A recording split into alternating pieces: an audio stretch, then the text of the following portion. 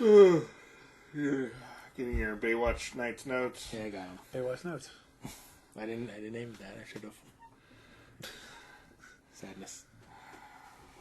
Well, I've now provided that for you. All right. God, it's been so long.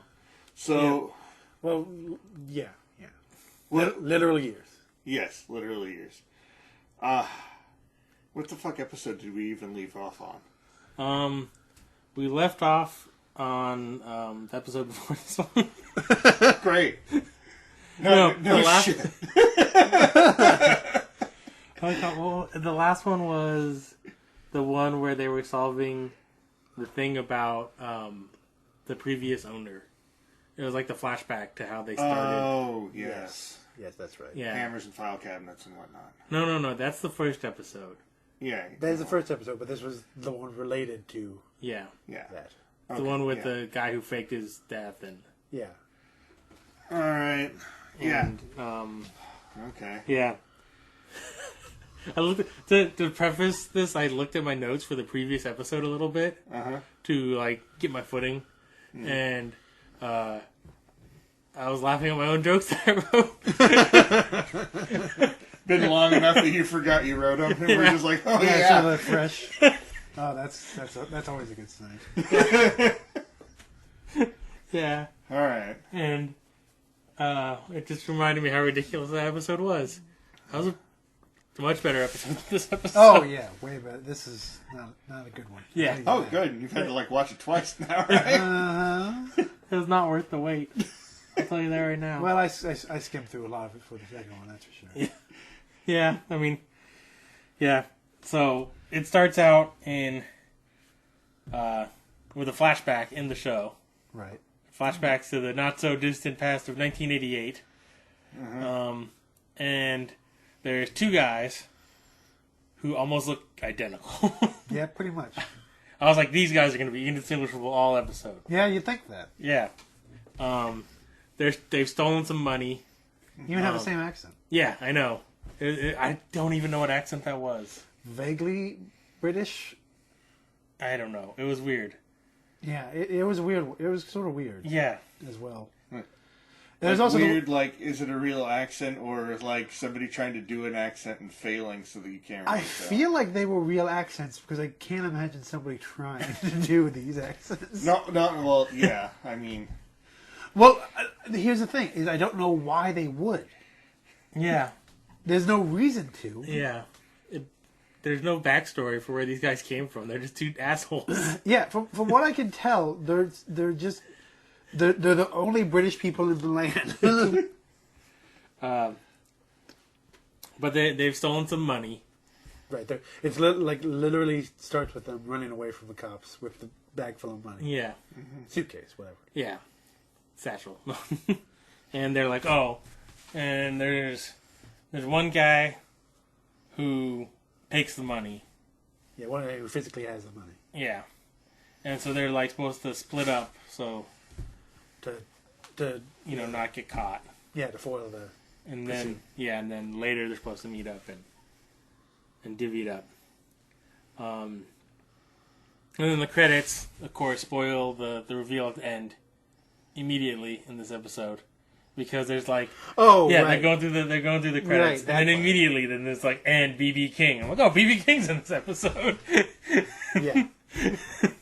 Not that you don't expect it as soon as it's hinted. Yeah. To be fair. Yeah, but still. So then it cuts to while that's happening, a kid and one of the indistinguishable old guys, because they're also old. They're like dollar store. What's his name? Julie Roberts' brother, Eric Roberts. They're both dollar store Eric Roberts. That's what they look like. Yeah, that's pretty apt. Pretty apt. Like if you made like a wax Eric Roberts and then left it in the sun. It was beaten by Danny Trejo several times. Something like that. Yeah. So they're on a boat, and the kid's like practicing with the guitar, and his dad is like, remember, this is the best spot to catch lobster. You go and he gives like the directions on how to get there in this particular spot. Because the water is apparently super clear. Yeah. Or whatever. Yeah. And it's the best place to get lobster. Yeah. Definitely lobster. He's not hiding the money there. And then he dives down with the money. Just hide the money. Yeah. Because he is hiding the money. And then under the pier, they show the other indistinguishable old, which I was having trouble. I was like, wait, is that the same one or a different one for a second? I could tell they were different because they had different jackets. But I was trying to think, are there lobster in California? I looked it up. There are lobster in California, but Okay. I don't think they're not great lobster, I don't think. They're probably not. I'm certain they're not. No, it can't be. Because it's more of an East Coast thing. Yeah, I think they like colder water usually, so like, Yeah. Southern California lobster. Yeah. California lobster. So he's like, oh, you stole the money. When the other guy gets back. As soon as he gets back, they meet under the dock, or rather, he appears out from under the dock and says, "Come over here." Yeah. And he wants his cut. Yeah. Which I mean is reasonable. Yeah. Certainly. Yeah. And then they get into a fight, and it does the classic gun comes out, and then they're on the ground, and then the dad gets shot by his brother. They are brothers. But that is part of it too. So they do have at least reason to look alike. Yeah. They're not just two random assholes. So they get in this fight with a Zimmer frame, and yeah. And it was weird because like some of the geography in this episode is a little weird. This one, they start out with like under the pier, then they end up like by a fence, and like the kids on the other side of the fence. There's a fence under the pier. Yeah. And which is kind of weird. Yeah, I don't. Yeah, it's also weird because the child is watching the whole time. Yeah, while his father is being murdered on the other side of the fence. But it's weird because how did the child get on the other side of the fence? He was on the same side as the dad before. No, it's weird.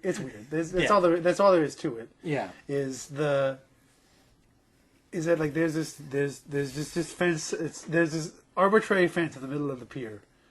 Under the pier, I should say.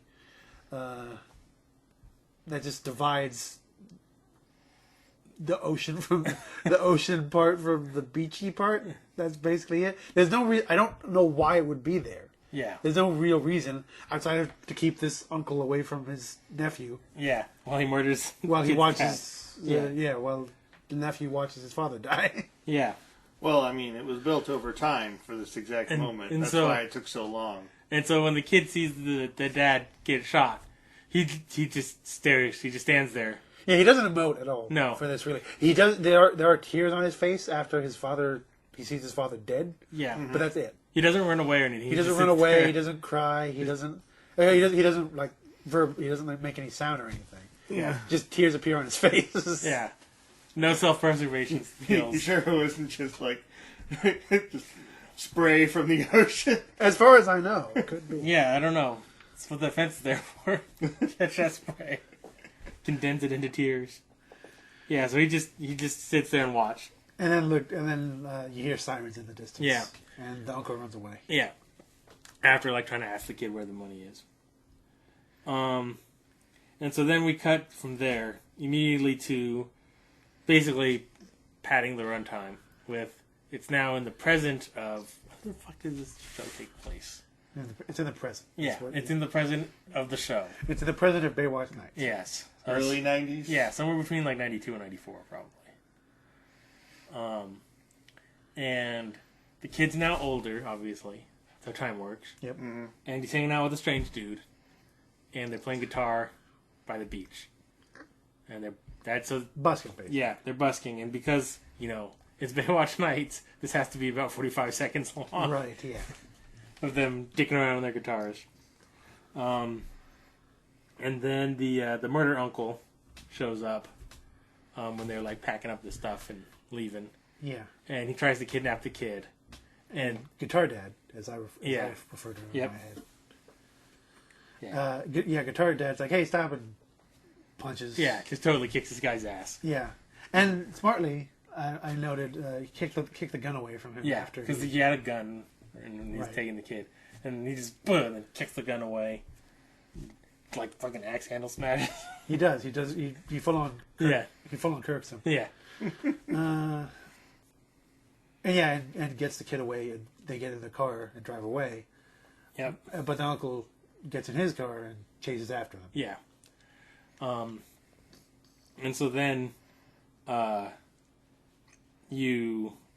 he's running away from him, he ditches the kid. Yeah, another pretty smart move. Yeah, he ditches the kid like behind a dumpster while he's got a little bit of space. And says, "Go run and hide." And, go back home. I'll meet you there sometime. Mm-hmm. So, I mean, this guy's already the most competent guy in the history of Baywatch Nights. No, yeah. He's got his head on straight. Yeah.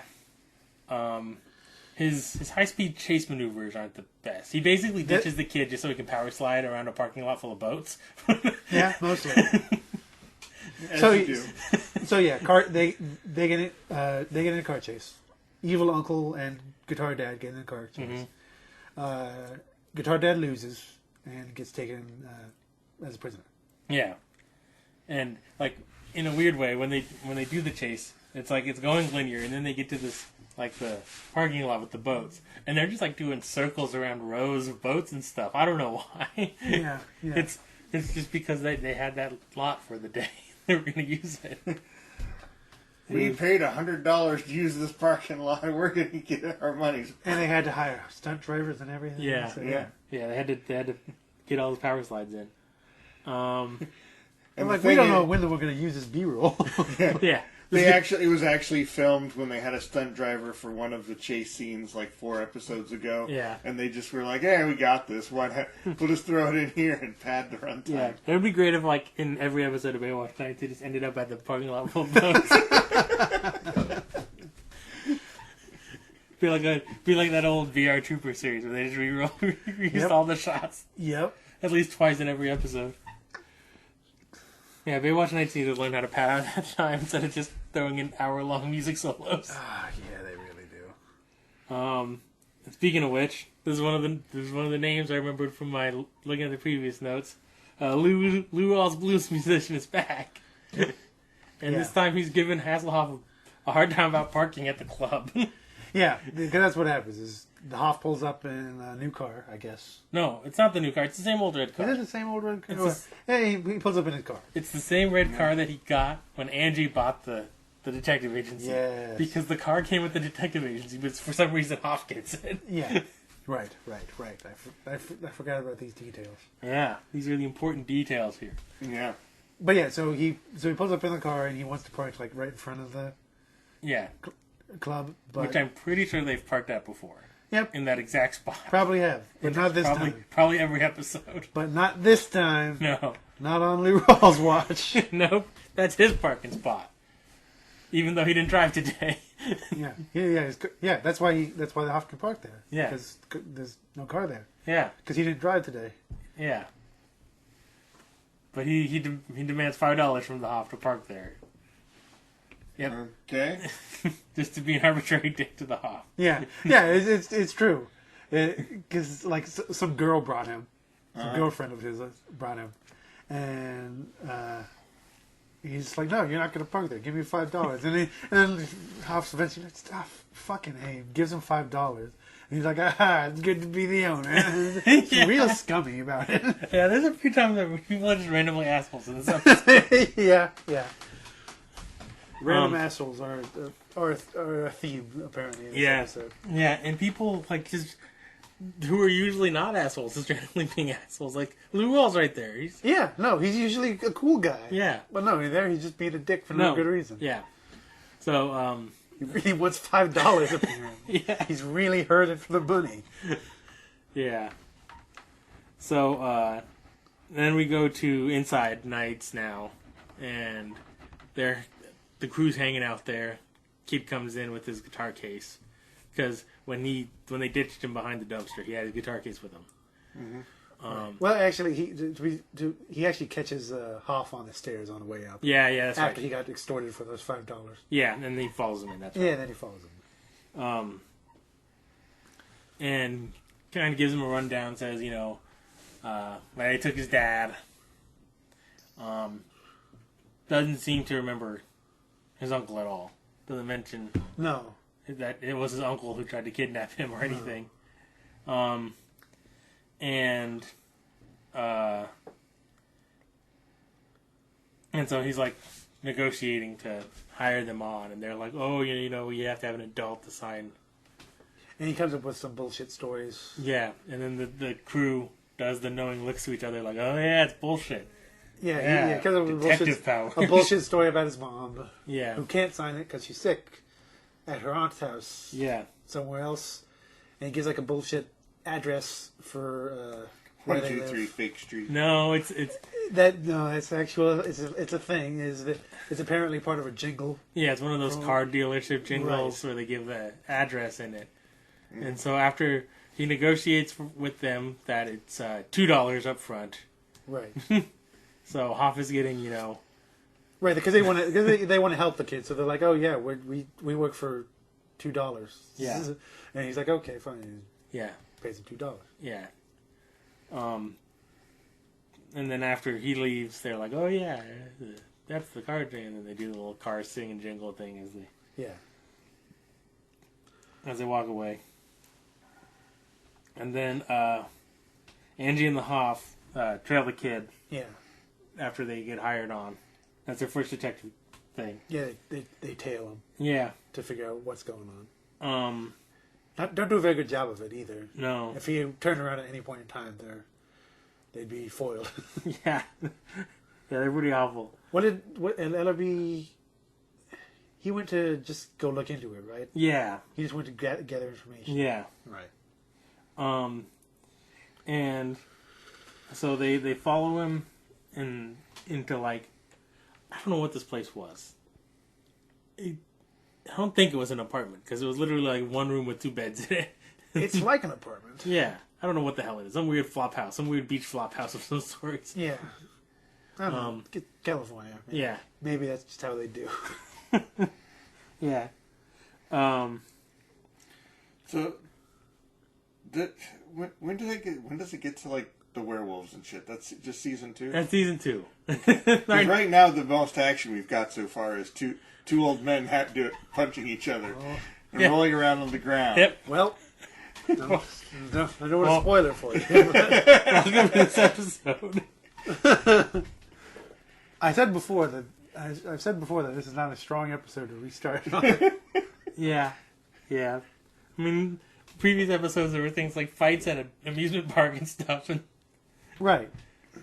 This one, there was one guy who competently kicked an old guy's ass, and there were 2 guys who rolled around on the ground. No, the best part about this episode is probably Guitar Dad. Yeah, he's a pretty good dude overall. Mm-hmm. Anyway. So they tail him. To a weird apartment. Yeah, go into the apartment, start talking to him about it. Kids start spouting a bunch more bullshit. Yeah. Fake stories. Yeah, stuff. there's like a lady in a picture frame. Like, is that your mom? And he's like, yeah. And then Angie's like, I've got a picture of your mom back at my place. And I was like, oh shit, Angie fucks this kid's mom. But no, it's just... it's just a stock standard photo, model. So yeah. Stock photo. And then the kid basically just like pockets hands him and runs away. Yeah, he's bolts. Yeah, because evidently that's what you want to do, is run away from the people you hired to find stuff out. Yeah, it's not really clear why he bolts. I mean, I sort of get it, but... Yeah, he's just like... But he like literally went to these people because he thought they would help him. Yeah. And as soon as they look into this... I can see the wheels turning of like, you know... These people are great detectives. I bet they'll never figure out my fake stories. Yeah. Also, this kid has like a strangely like Australian accent. Yeah. Maybe that's what it is. Australian and British are sort of similar. But the thing is, that weird accent that those guys have is like... It's more British than Australian. And it's also like Bronxy. It's like British Bronxy. Yeah. It makes no sense. Know. Yeah. But again, I think that they probably settled on this family needs an accent. And then there's no reason for them to have an accent though. You could have just hired any assholes off the street with no accent whatsoever. They don't even say they're from somewhere else. Yeah, there's no indication that they are in any way foreign to the land. No, I'm just saying that there was there might have been some direction that. The director just said, you know what, these people need an accent, that sort of thing. Yeah, they need to be somehow distinct to show that they're different.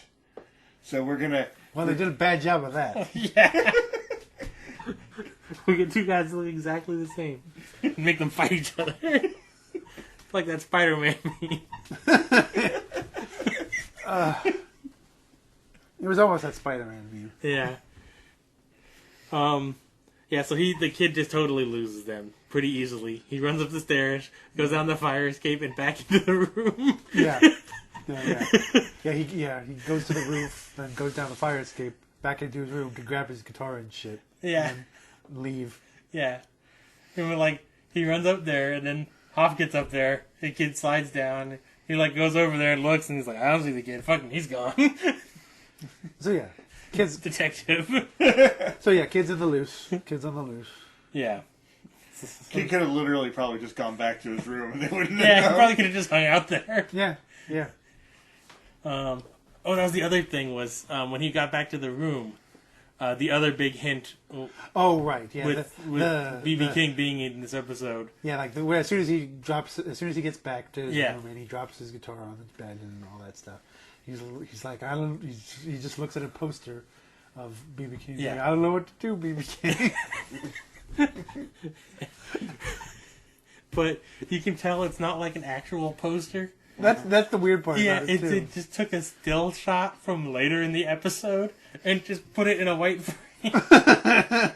And didn't even make a picture. They just digitally just stuck it on there. Yeah. So it's this weird floating portal to BB King. Yeah, it's a weird shot. Yeah. You're looking at is this some weird magic eye for BB King? You have to It's either that's the best poster in the land, or yeah, it's really weird. And they just because obviously the digital effects of the camera's not moving, they just cut to a shot that just pointed at the wall with this weird digital effect of BB King. Mm-hmm. Yeah, it's yeah, you're just looking the amount obviously of poor decisions made. You were like, Well, we're gonna go out. What are we gonna do? We never got the poster for BB King. well, it's almost like they took a picture of BB. It's almost like they just had a still of BB King doing his thing on the stage or whatever, and then they went into MS Paint and put a wall and then made a poster around it and stuff like that. You know what I bet happened? I bet they actually had a real poster of BB King, but it was at one of his live concerts, and somebody else had the rights for that poster. So what they had to do is they had to superimpose an older footage from the movie to put it over it, so they didn't have to pay the rights for that one person that had the That's a concert. weird thing with the white border. Why did it have such a large white border? I don't know. It's a poster that's full poster size. And according to the poster that they digitally put in, there's 6 inches of white border all the way around it. It's letterboxed and pillar boxed in there. Yeah, I don't know. They didn't know how to drag to resize or something. I don't know. I think it might have been easier to set the square box frame and have it on the wall. If they had the effect just on the wall with the regular background, it would have bled out and looked like it was coming out at you. It kind of did anyway. Yeah, it was already in that territory. It looked weirder with the white, I'm telling you. But yeah. So obviously, with no leads and nowhere to really go with this, the crew has lunch. Right. And they order burgers from a burger place where all the burgers are named after size categories of monsters from D&D. Yeah. It's literally parody names for hamburger meals or whatever. Yeah. What was it? I remember Angie got the Giganto burger. Yeah. That's the one I remember. I think Hoff might have got the Colossal. Yeah. Something. And Ellerby got to the regular old double... double deluxe monster. Or something like that. They all just sound like they weigh 5 pounds each. Yeah. And so then they're Ellerby's oh yeah, I looked into it. The kid's his dad got killed, and his uncle went to jail, and he got out like a few days ago. So yeah, they're like, oh shit, we actually got to work on this case. So they're like, oh yeah, so now they know the plot. Yep. They're like, plot hooks? Yeah. And they're like, okay, yeah, he's probably going to try and kill this kid. Yeah, LB can't decide if he wants to steal ketchup from the restaurant or not. Mm-hmm. He does a whole thing where he's like getting up and he wants to put ketchup on the burger, but he doesn't have time. So he's like, and just throws the ketchup down and runs. Also, a funny thing is when he does that, you can see like the burger he's holding it. Mm-hmm. It does not look like a big burger. It's like a normal burger. It's kind of falling apart because he's moving around. Yeah, no, it's I am very irritated at those burger names. Yeah. Well, I mean, it was probably like one of the more gourmet restaurants, so it was a monster size for a amuse-bouche. That pisses me off even more. Or maybe it was one of those like ironic burger name places where if you get like the tiny burger, then it's like 6 pounds of hot beef. Yeah, see, that's better. I either that or I just thought of this. That's like a fraction of the burger that he had. Like the monster is actually like 7 of those nested together. Well, it is a double burger, so maybe it's just 2 burgers in there. Like, remember when McDonald's had the 2 cheeseburger value meal where it was just... No. I think a normal burger for them is like 3.5 burgers. 3.5 of those. Is this also a Russian nesting burger? Sort of. Yeah. You just open up the top bun and there's another little burger. Keep going. That sounds like an idea.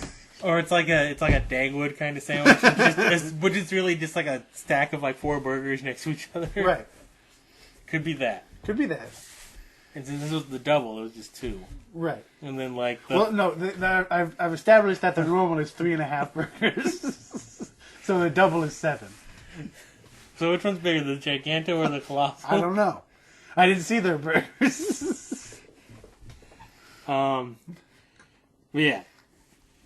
So then they cut to where they have the guitar dad.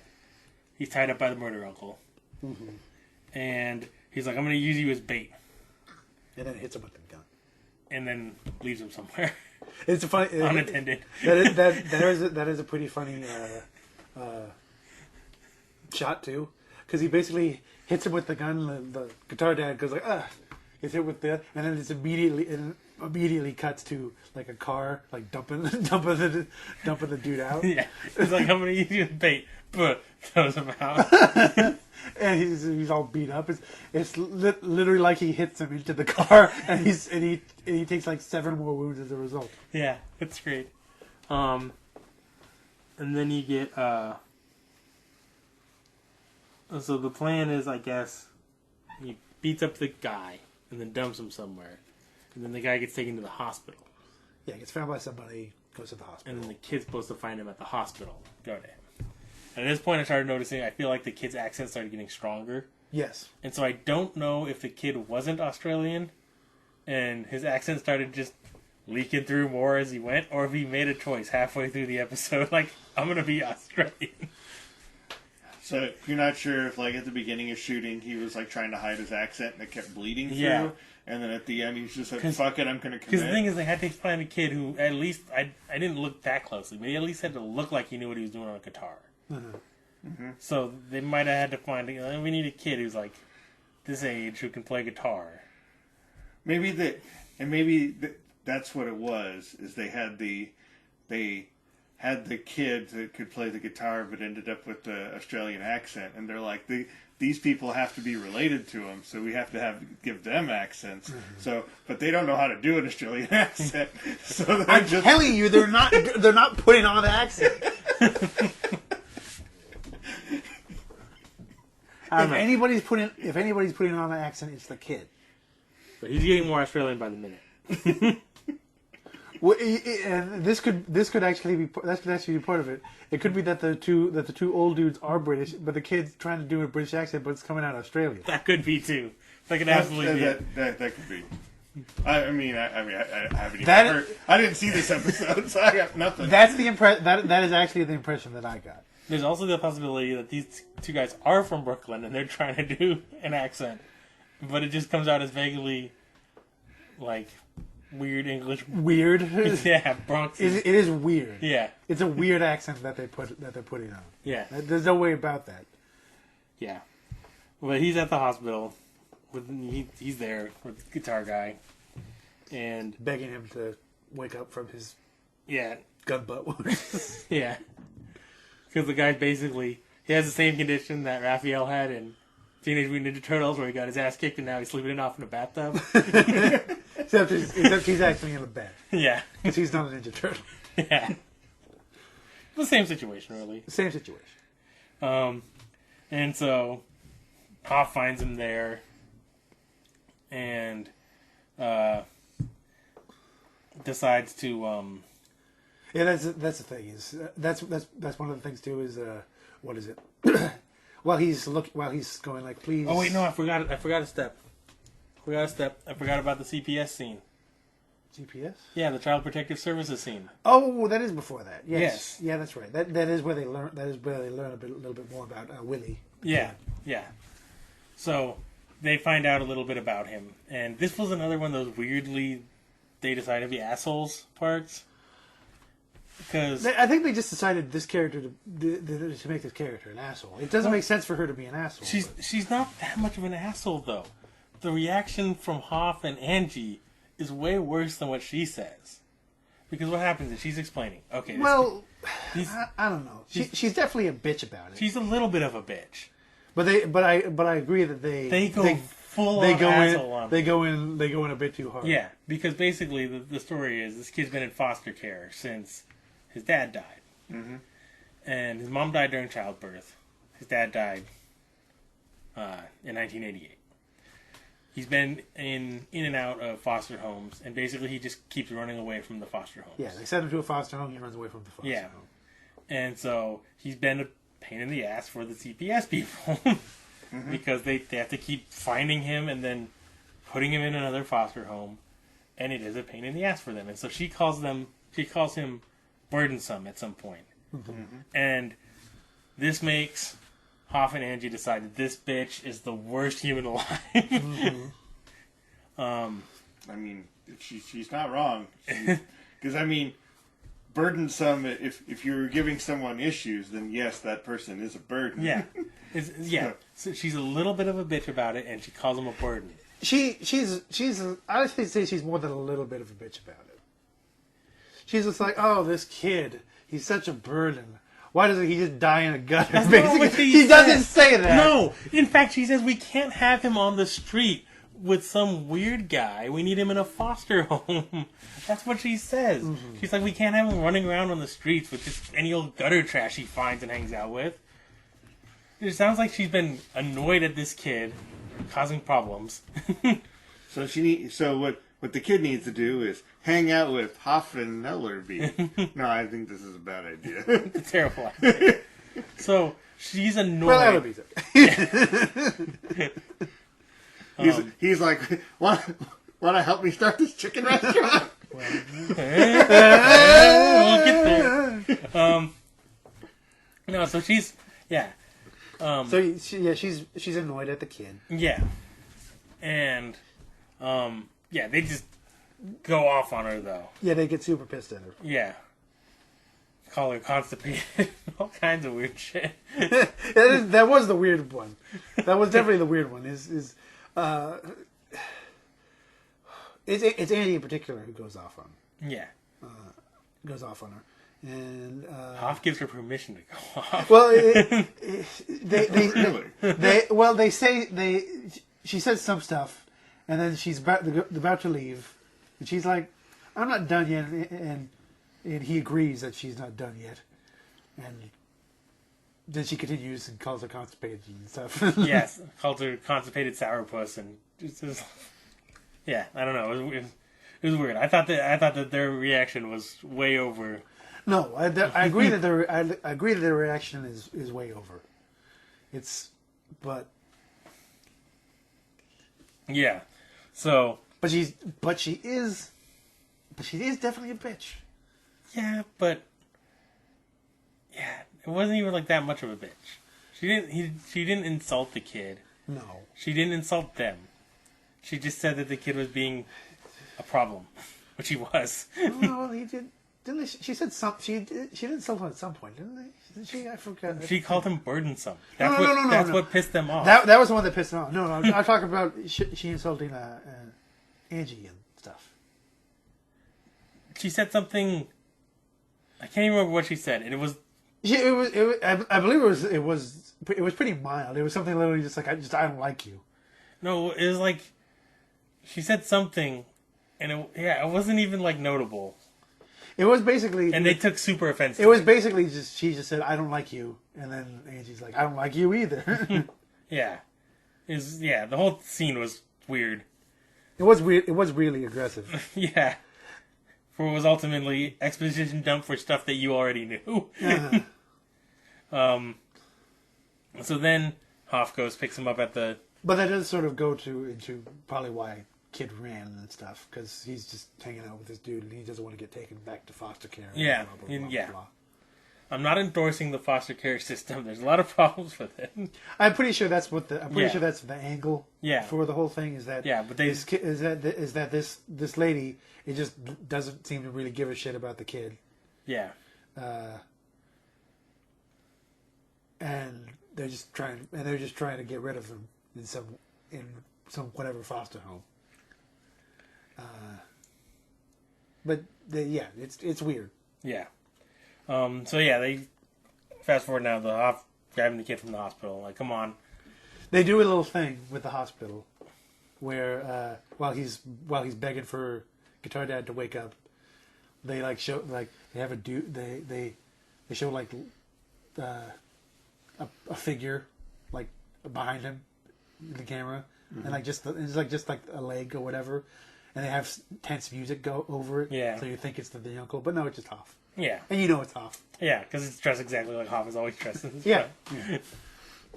He isn't using a Zimmer frame coming across.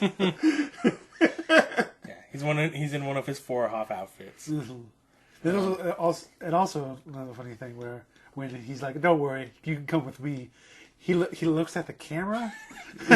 he literally the camera is on the kid being with the Hoff's hand on his shoulder, and he's like, and the camera cuts back up to the Hoff's face, so you don't even see the kid, but the Hoff is looking at the camera, and he goes like, "Okay, don't worry about it, you can come with me." Yeah, I think the effect is supposed to be that it's like the camera is the kid looking, but the kid isn't looking at the Hoff. No.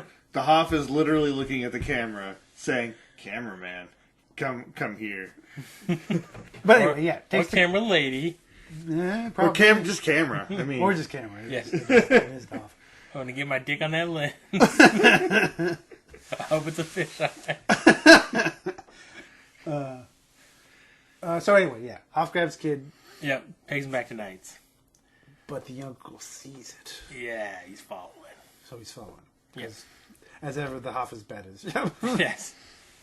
And the shitty bait plan worked. His bait plan of let's dump this guy somewhere. It all came together for him. So back at Nights, Ellerby's grilling chicken. Yep. They're outside tonight. They're not inside this time. They're outside. And Ellerby's making chicken on a grill. And him and Angie are fighting over how to get this chicken right. Mm-hmm. Angie wants to sauce the chicken now. He's like, no, don't sauce the chicken now. It's not time to sauce. Not sauce it. Gotta wait. Gotta wait to sauce this chicken. He's like, I bet you fork the chicken too. And she's like, what? He's like, you gotta use tongs. Tongs. Yep. Fork pushes the skin, lets all the juice out. And then he's like fucking with her. Like, no, not yet. Not yet. Like the kid comes over. The kid sees all this. Yeah. And I think he gives the sauce to the kid to do. Mm-hmm. And he's like, I'll let you know. And then Angie's like, get nervous about the chicken not being sauced. The whole thing. They're patting out the time again. Yeah. It's like probably 2 minutes about this chicken. Yeah. This is the whole thing. What was it? He's like, but I always sauce the chicken early. He's like, no, it's not time. So when is it time to sauce the chicken? When it's time. Yeah. The whole thing. I'm not sure if Ellerby's just messing with her or being an asshole, but again, I don't know. We have determined that Ellerby is a chicken connoisseur. Yeah, because I don't get the impression that he's just messing with her, frankly. So. No, but at the same time, in this episode, people are weirdly assholes at weird times. So yeah, who knows? They just turn it on for no good reason. Yeah. And so Angie explains to Ellerby, she's like, I got this tracking tag. I'm going to stick it on the kid's belt in case he runs away again. He's like, okay. And then they end up, I think it's at the Hoff's place. The 1990 tracking tag was the size of a baseball. No, the tracking thing is really weird. And so the tracking thing itself, it just looks like a piece of like solder wire. It looks like kind of twisted up into a weird shape. Yeah, basically it looks like somebody did put solder wire over a microchip. Yeah. More or less. Yeah, with some weird loops and stuff in there. Just a PA with a pair of pliers. Like, this looks sciencey. Sure, kid. Go give me a coffee. And they end up at some place. I don't know what place it is, honestly. I think it's a Hoff's place, but I feel like he's in a different place before. That's what I thought, too. I know. I don't know which place this is. Yeah, I have no idea. I know it's not Angie's place because she lives in that shitty trailer now. Right. And I'm pretty sure it's not Ellerby's. No, because Hoff comes down from upstairs, like, I just woke up. Yeah. Ellerby comes in from outside later. Yeah. Okay, so they're in some weird place. Yeah, we don't maybe know. Hoff's second house. I don't know. Maybe Hoff's house. Yeah, I don't know. And they do a thing, another song, another musical moment situation. Just to pad the episode. Yeah, montage or just Ellerby flipping chicken. It's what it should have been, honestly. Yeah. But no, rather than just holding the sauce out of reach. Instead, there's a little voiceover from the Hoff where he talks about music can take you to other places and whatever. And while that happens, each of the Scooby gang, or whatever, has flashbacks about their daddies. Yeah, some real like cats in the cradle bullshit. Yeah, and so like Angie thinks back to her dad, which looks like Major Dad from the TV series Major Dad. Yeah, full dress uniform and everything. Mustache, but it's out of focus, so you can't tell if it's really him or not. And you're like, is Baywatch in the Major Dad universe? I don't know. I'm not that familiar with the Major Dad universe. Neither am I. But anyway, yeah. So it's just little Angie walking with dress uniform dad. Yeah, just walking around. Apparently. Yeah, just kind of. She's just kind of like bouncing around like a little kid. He's just walking around like just a dude. Yeah, that's the funny thing is she gets the worst one because they're just walking around. What is it? Ellerby. He's like playing catch with his dad, but he's like shitty at it. You're right. And then he's like, kid. And did they actually get like kids to do this, or did they just? Oh yeah. Okay. They have little things where they show the kids playing with their dads. Yeah, and the camera is like doing the thing where it's like moving in weird ways. It's kind of out of focus and fading yeah. Got it. Sort of I was kind of hoping that they'd actually just try to make them up as children. and what is it? The Hoff and his dad are just like throwing them up in the air at the beach and stuff. They do a thing with the Hoff where they do like the two thing though, because they do him and his dad in the suit, and then they do Hoff and his kid. Oh right, yeah. Yeah, because his dad is like at the beach in like a full suit with a hat on. I'm like, is his dad like a beach mobster? It's a weird outfit for the beach. Yeah. I like the idea that the Hoff's dad is like. The Hoff was born in like 1940s, and like his dad is like fucking Chinatown bullshit. Mm-hmm. Like, you gotta dress up to go to the beach, kid. This is my leisure suit. It's only a 3-piece. Yeah, that was a weird one. It made I don't know, that was weird. And also, it takes 2 minutes. Or another little pad in there. And then it's like it goes to night. And next day, Hoff comes down from upstairs. Well, it's during night. During the night. Yeah. And once again, they're bad. They're bad at their job. Yeah. Murder Uncle just breaks in, and the way he picks the lock is great because it's like they show the lock, and he like pulls out one lock pick, and like slides it in, and goes like jiggle, jiggle, jiggle up and down, and then he opens the door and walks right in. Yeah. I don't even think it was locked. No. No. Yeah, it's like straight out of Skyrim. Skyrim was even more realistic with it. At least he turns it. Yeah. He just goes wiggle, wiggle, wiggle. He just tickles the door open. Right. Yeah. And and then he grabbed. Yeah, and... they're just so they never think to be worried about nighttime. No, it's don't. called Baywatch Nights. It's true. What they need to do is they need to hire the guitar dad. They need, they need the guitar dad, and they need their psychic secretary, right, who barely ever shows up. Yeah, she's in the credits for every fucking episode. She's been in this show like 3 times now. Right. Still favorite character. Yeah, every time she shows up, she gets shit done.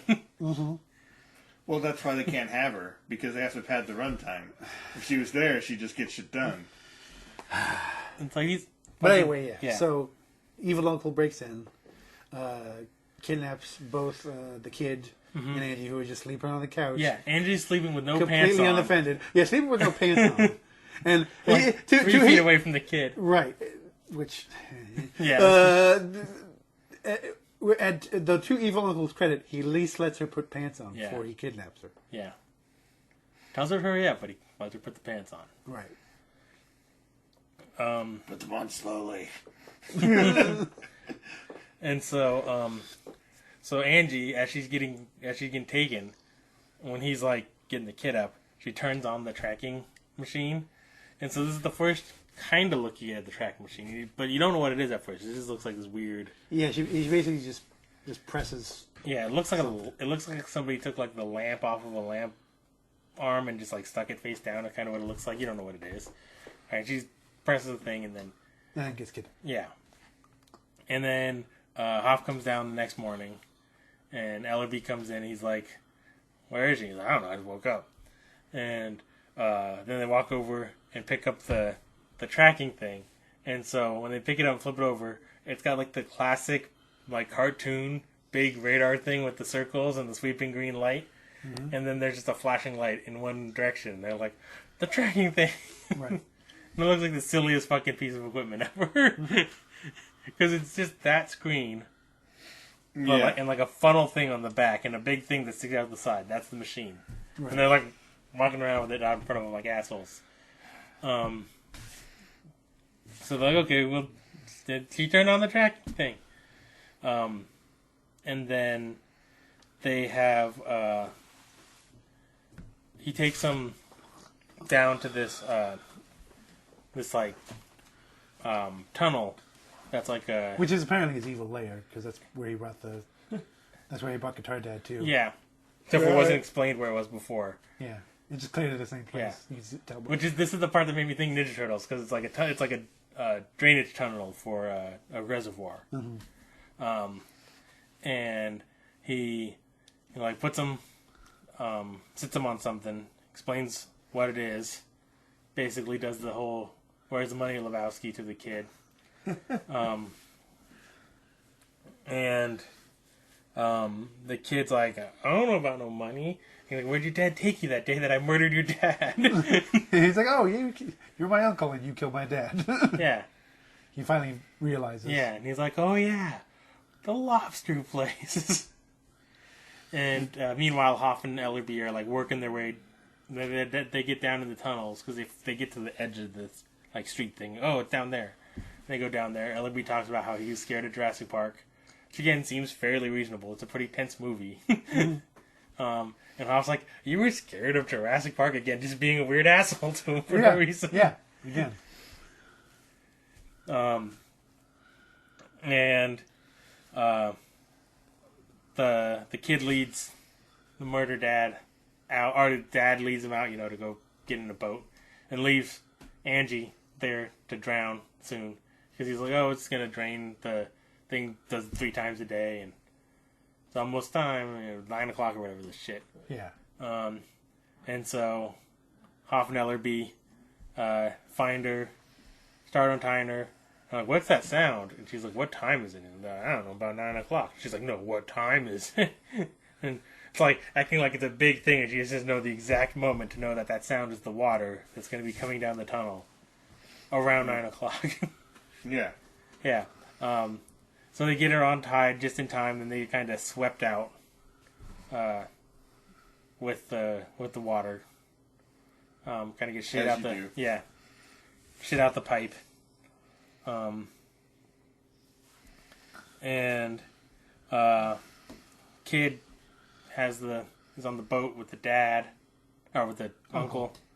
And he's like remembering the steps of like go past the pier and take a left at China Bay, and it's right here where the water's clear. And so he like leads him there. The uncle dives down underneath. Gets on like the suit. Yeah, he has like the whole scuba suit with the tank and the wetsuit and all that. Goes down there. Hoff rolls up in the in like the speedboat from Baywatch. He's like, I need Baywatch and coordinate with the Coast Guard, and then just like throws the radio away. Doesn't answer any more questions about that. He's like, you two figure it out.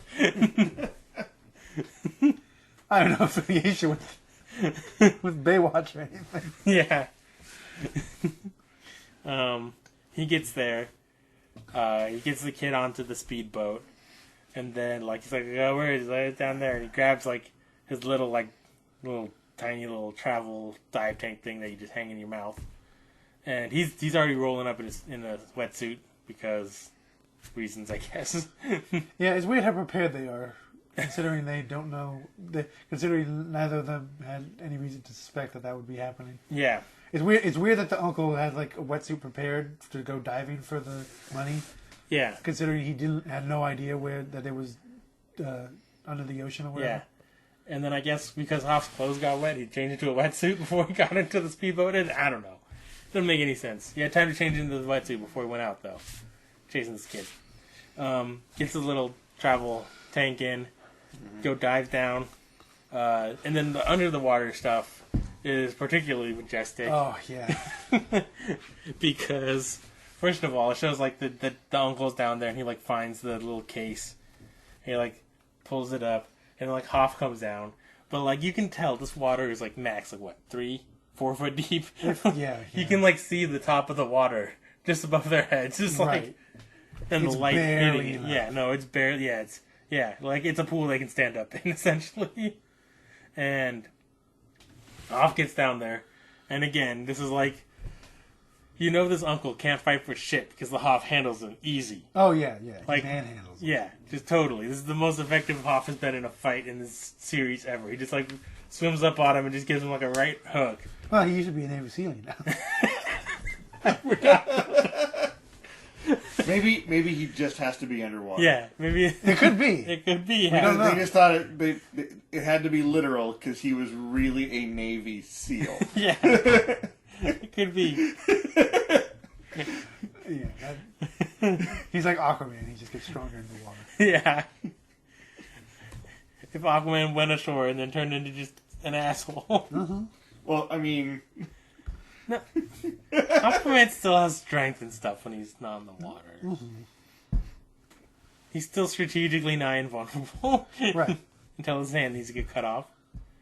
Yeah, Hop goes down there, just right hook, and then drags the guy up, and the case like breaks open underneath, and then the money just starts. just lobster shells everywhere. It would have been great if there was no money in there. It is weird, and it's weird too because Just pounds and pounds. that of case has rotten just lobster. been down there for all this time, Yeah. Yeah. and apparently the money's been because it's just bills, right? It's not. Yeah. Yeah. Yeah. No, It's paper fucking money. Yeah, it's Yeah. bills, like the Destiny's Child song. There's telephone bills, there's automobiles. Right. It's paper fucking money. Yeah. No, that's just disintegrated. Well, I mean, to be fair, the paper money's really like cloth, but still. Yeah. It's still just been chilling out down there in this case forever. For 6 years. To be fair, we don't know that the case before it broke open might have been waterproof. Yeah, it could have been waterproof. That's the only thing. Yeah, but when it broke open, it literally like the guy dropped it and like casually bumped up against a rock and then split open like an egg. Right. And all the money just flutters out. It's not even like bound bills or just. Which I feel like before they were in straps. Yeah. No, I'm pretty sure they were. So I think that the dad ate the straps, gained their power. And turned the briefcase that they were in into a waterproof one. Yes. That was his one ability. Yes. Yeah, that's the weird part. That's the weird part about it. It's like you shove this under the water and expects it to be okay when you need a thing for that. Yeah. So, he's pulling them, so, Hoff's got him now. And so the money's gone. It's out in the wild. Yeah. And so then they show Ellerby and Angie hanging out at the beach, and, a crowd's there. A crowd appears, because there's money in the water. Yeah, money starts washing ashore. And then Angie and Ellerby are having, this, moral quandary on if they should go get the money with everybody else. Because, they're showing everybody just, jumping in the waves, Yeah. And the camera follows, of course, is following the chick with the biggest tits. It's the camera's just following her around. Yeah. He's yeah. Well, it's the camera cut. The camera cuts around, and it always lands on some girl in a bikini, and they're always stuffing money into their bikini. So and jumping around in the waves. Right. We gotta live up to this Baywatch moniker now. But while this is going on, Angie and Ellerby are basically doing the devil and angel on their own shoulders. Yeah. Enough. See, and they spent all of their money filming the zoom-ins for the women jumping up and down in bikinis. That's where all the money went for, where they could have bought the poster. Yeah. But anyway, they run into the water. Yeah. And they go, and try grabbing money. Yeah. They play beach cash. Beach cash. Yeah. So yeah, and then everything wraps up with case solved. Yeah, they back at Nights, they find out that Guitar Dad gets to adopt the kid. Yeah, Guitar Dad gets better and is allowed to adopt the kid. Which, why wasn't that already? Yeah, I know. I don't know why that wasn't an option previously. You're no, he can't hang out with some vagrant. Yeah. And they bring the kid up on stage. They do the thing with where he had the last name that he was using. That was the Guitar Dad's name. Mm-hmm. And then his real last name was Logan or something. Uh-huh. So he's no, I'm Willie, whatever the other guy's name was. Simon. It was Willie Simon. Oh, really? Yeah. Oh, okay. It was Willie Simon. 2 first names. Never trust a guy with 2 first names. Yeah. And so he comes up, and it was Lou Rawls bringing him up. All right, bring this kid up. And then he walks away, and then surprise! B.B. King. Yeah, Lou Rawls, you summoned B.B. King. It's super effective. And then and then they do a little. And then they play music. Yeah, for another minute. Yeah. That's again. BB King is they just tacked him out. Well, the kid, the BB King is the kid's favorite. Yeah. Okay. And so he's oh, I really want to play with BB King earlier in the episode. Yeah. They asked who's your favorite musician. It's BB King. And so they bring BB King. Yeah, they even asked about the name of the guitar because BB King is Lucille, and I can't remember what the kid wanted to name his guitar. Something stupid. Mel something. I don't know. Doug, yes. Quail Man. Yeah. So yeah, it was a whole lot of nothing in this episode, really. Yep, because that's pretty much it. Is BB King comes out, they play music, and that's it. Yeah. Yeah, no. The whole time, everybody was I think incompetent. that's just what we'll name this episode is BB King came out and played music, and that was it. Nobody except for the Guitar Dad is competent at anything in this entire episode. No, Guitar Dad's great. The criminals' plans are nonsense. No, the evil uncle is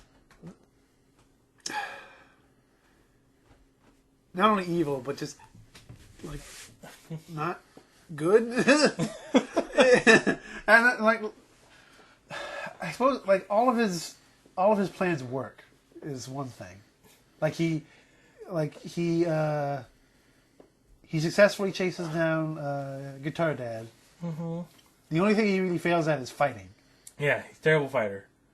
But other than that, he's basically Palpatining his way through the prequels here. Yeah. Making shitty plan after shitty plan, and they can't stop him from succeeding.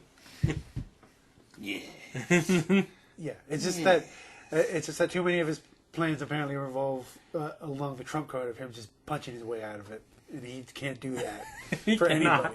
No, like I'm surprised he didn't lose the fight to Angie in this one. Hoff handled him. The only reason he didn't lose the fight to Angie is because he had a gun at the time and she was sleeping. I know. If she was awake or he didn't have a gun. If she were awake and or had pants. Yeah, I was gonna say the pants might have been the difference on that one. Oh, that's right. She didn't have pants either. She was Yeah. pantsless, asleep, and unarmed. Yeah. Not with your pants down. I mean, Yeah, no. And of course, the crew at Nights, as effective as always. Right. Like they're good at gathering information. That's that's their strong point. But actually anticipating any sort of problem is where they're really bad. Yeah. They just immediately. they're really good at gathering the information. The whole problem-solving thing is kind of above them, though. I shouldn't say problem solving, but anticipating problems. Yeah. They never suspect that someone will come for them in the night. Yeah. There's no such thing as setting a guard. It's basically it feels like they're playing D&D and they find all the plot hooks, but then don't follow up on them, and the DM has to come and get them and drag them on the adventure. Either that, or they're playing D&D, but all the players are are super naive. It's it's a party of 4 Jacksons. Right, something like that. And then I got the Colosso burger. I got the Giganto burger. I got the Double Washer burger. Okay. So then they come to you. Yeah, then he comes in the night. My character doesn't have pants on.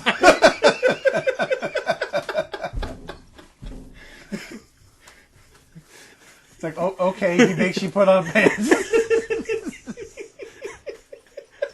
No, that is exactly. That is it exactly now.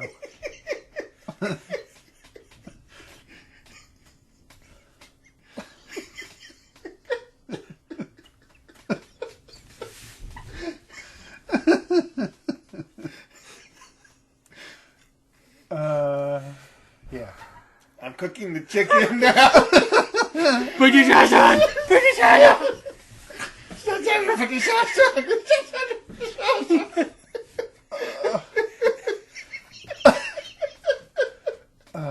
Yeah. Yeah, it's a rough episode. No, it's pretty rough. There's so much nothing. Yeah. There's so much nothing. Yeah. It takes place in 4 places, and one of them is a parking lot full of boats. The action is the longest fight where anything happens is the one under the pier, and most of that just rolling around on the ground. Uh-huh. And as I said, the best thing is Guitar Dad, and he's unconscious for most of the episode. It's true. It's very true.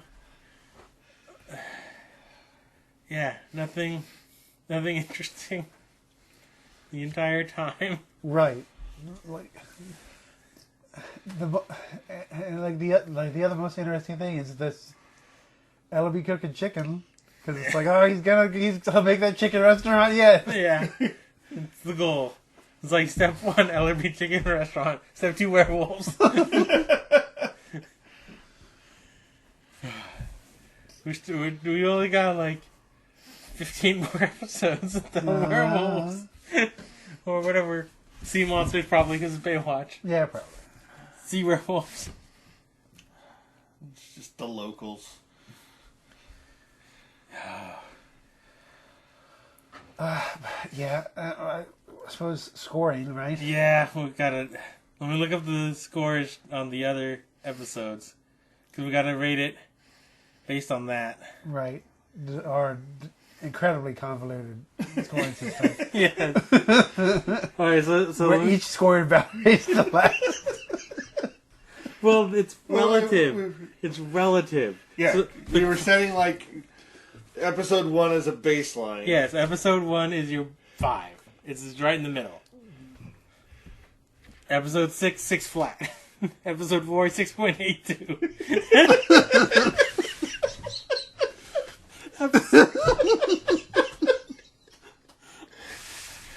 Episode...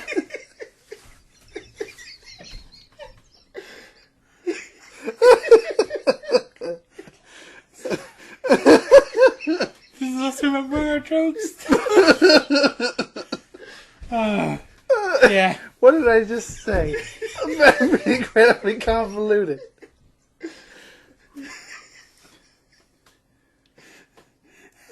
I also like how we scored the 6.82 before the 6 flat. That's why it's 6 flat. Episode 4 was 6.82. 5 was 6.97. Really, the question is, the one this is really scoring against is the rollerblade one, episode 2, which is a 2. That one was so much better. It really was. There's nothing as ridiculous as the rollerblade episode had, and that's the problem. Yeah, that's the thing. Is if this episode was just fucking ridiculous, like the rollerblade episode, it would be so much better. But the problem is are we going to end up going into negative numbers? It's looking that way. Because really, the rollerblade episode was so much better. I remember watching this episode the first time, and I was like, "Oh man, I'm gonna go back to that rollerblade episode right about now." I wish there was an angry Swede in this episode, but there's just this weird Australian kid. I think. I really wish you said Wayne from the Wonder Years. Yeah. It had a bit where Angie dressed up weird, but that's because you didn't have pants in this one. Angie, where she put on that weird mom outfit? Oh, that was weird. So, I gotta literally, I just gotta have to show you that outfit. Because it's so weird. It looked like she was gonna offer her kids orange soda or purple drink. She looked straight out of a Sunny D commercial. Mm-hmm. So, how about we call this one -2? I mean, Did we just start the downward spiral? No, I mean, really. 1/2. Yeah, I'm okay with 1/2. 1/2. Yeah. Okay. Because, like, I mean, so far, to be fair, episode 1, it didn't start out strong, but there's only been a couple other episodes below episode 1. Okay.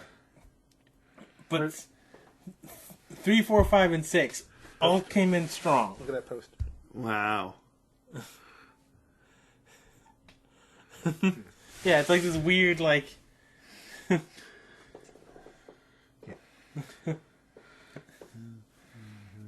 to this.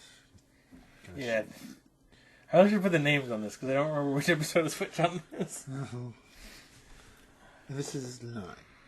Yeah. Hey, did we put 8 on there? Did we not? Did we skip 8? We might have skipped the scoring for 8. But we might have skipped this one. Because I definitely remember 8. Yeah, we watched 8. I mean, I could go back later and find the scoring for it. We could put it on, but...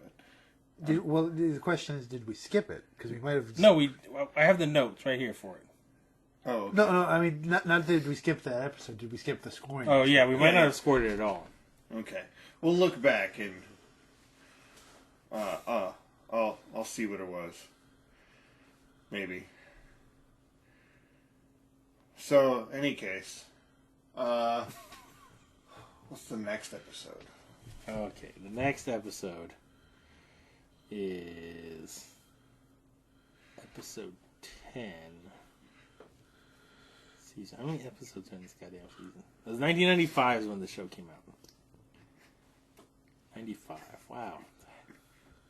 I was like, the only reason why I said 94 was because they're talking about Jurassic Park.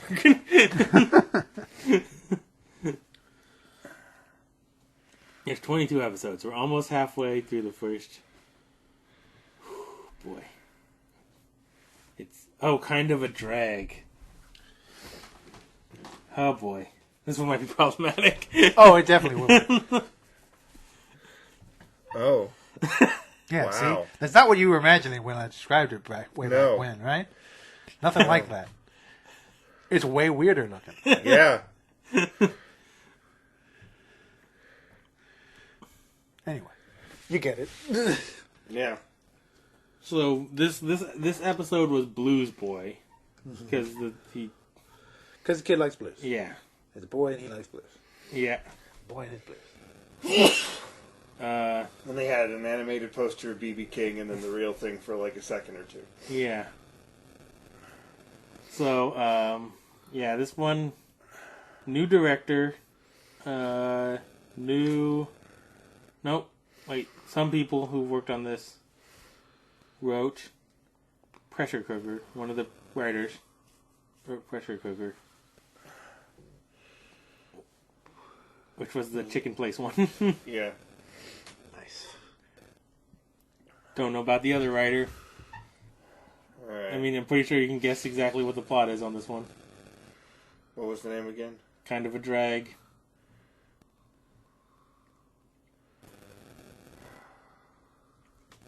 Drag racing. Yeah. Or Dragnets. I mean, it's a bay. But Mitch goes undercover as a female impersonator. oh. Oh. Yeah, no. Yeah, it's a drag show. Yeah. Yeah. Great. Yeah. Well,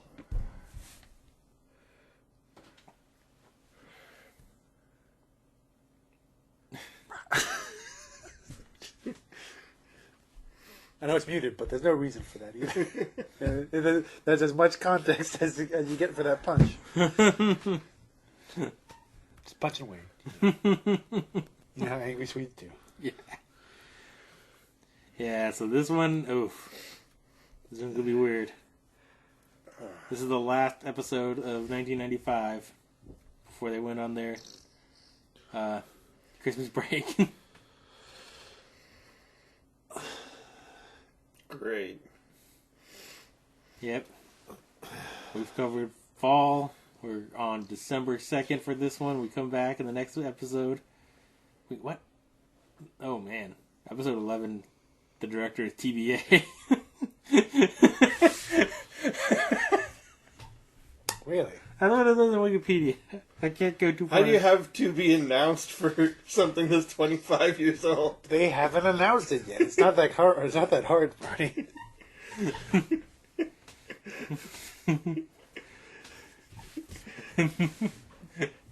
Your mission to travel back to 1990 and direct an episode of Baywatch Nights. Oh, yeah, that absolutely would be some quantum leap bullshit. Only you can put Ragnar once around. Oh, God. Only you can put in a real poster of BB King. That absolutely would be. I could see that. Ziggy says if you don't sauce that chicken soon, Angie has a 76.5% chance of losing her mind and blowing her brains out. Oh boy. I want to watch it. I just want to watch Quantum Leap, where he just goes back in time to try to fix every episode of Baywatch Nights. I want to see any sort of crossover between Baywatch Nights and Quantum Leap. No matter how it goes, it cannot be gold. Yeah. It can't not be gold. Oh man. Yeah, I was so disappointed when I was like, I wonder if any streaming service has Baywatch Nights. And I looked it up, and something said that it in 2019. I don't know if it was in the U.S., but something said that Amazon had it. I looked on Amazon. Amazon has all 7 or 8 seasons of normal Baywatch and the 2 seasons of Baywatch Hawaii, but no Baywatch Nights. So we wanted to watch young Jason Momoa.